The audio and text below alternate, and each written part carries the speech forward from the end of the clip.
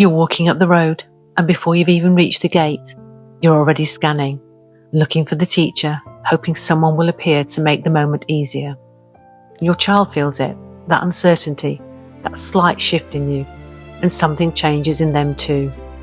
They cling to you, they turn into you, they push, and even hit. And now you're crouching down, other parents around you trying to negotiate your way through a moment that's already gone too far. You offer something, a toy after school, just to get them through the gate. And they go in, but something was learned in that moment, and it wasn't what you'd hoped. Before I get into exactly what's happening here, I put together a free pack of calm, clear phrases for exactly these moments. It's called the Steady Words Pack. It's completely free. The link is in the description. Grab it at the end of this video. Before I tell you what to do, I want to be honest with you about something. When a child learns that hitting gets them what they want, that pattern doesn't stay at that age. It grows with them. The child who hits to avoid school at 4 becomes the child who pushes boundaries aggressively at 7, who struggles with friendships at 9, who finds it hard to navigate relationships as they get older. Not because they are a difficult child, but because nobody interrupted the pattern when it was still small enough to change. I'm not saying this to frighten you. I'm saying it because addressing this now calmly, clearly and consistently is one of the most important things you can do for your child. And it is absolutely fixable. So, what is actually happening in that moment at the gate? Here's the truth. Your child is not hitting impulsively, they are hitting purposefully, because experience has taught them that this sequence works. It starts before the hitting even begins. You arrive uncertain, scanning for help, already communicating, without saying a word, that you're not sure how this is going to go. Your child reads that. Children are extremely sensitive to the emotional state of the adults around them, and an uncertain adult signals an uncertain boundary. So they test it. They cling, they push, they hit. And if that produces a negotiation, a toy, a treat, a promise, they have just learned something powerful. This is how I get what I want. This is how I avoid the thing I don't want. This is what works. The hitting is not the beginning of the problem. Your anxiety at the gate is. That's not a criticism, it's information, and information you can act on. So, what do you actually do differently? It starts before you arrive, in the car or on the walk there.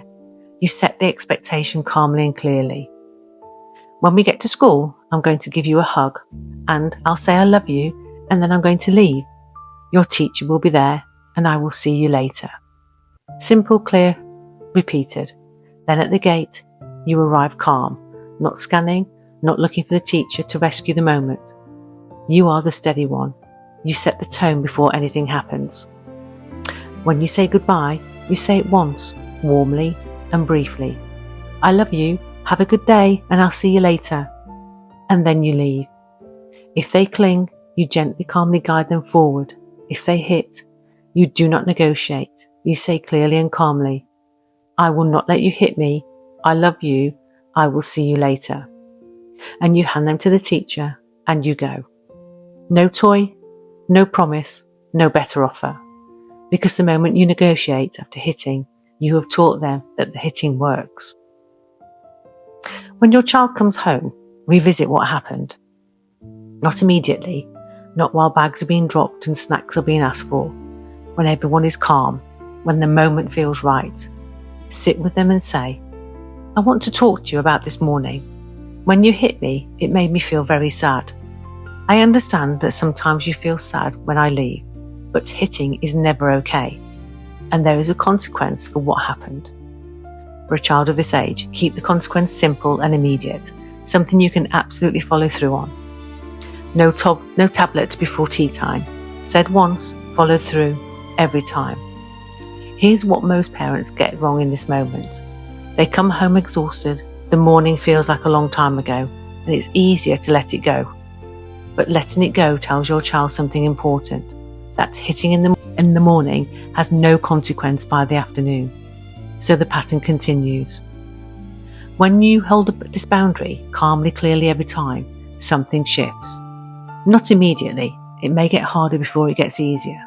your child will test the boundary more intensely because the sequence that used to work suddenly isn't working.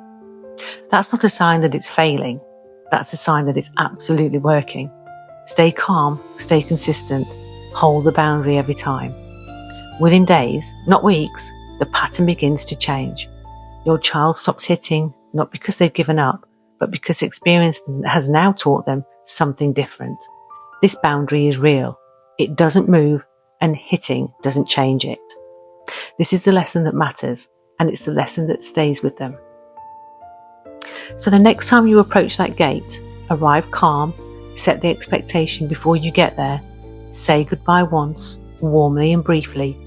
Do not negotiate after hitting. Follow through on the consequence at home. Your child doesn't need you to be perfect. They need you to be consistent. And a child who learns that hitting doesn't change anything is a child who starts to find a different way through the difficult moments. That's what you're building, one calm, consistent morning at a time. If this video helped, the Steady Words pack is in the description.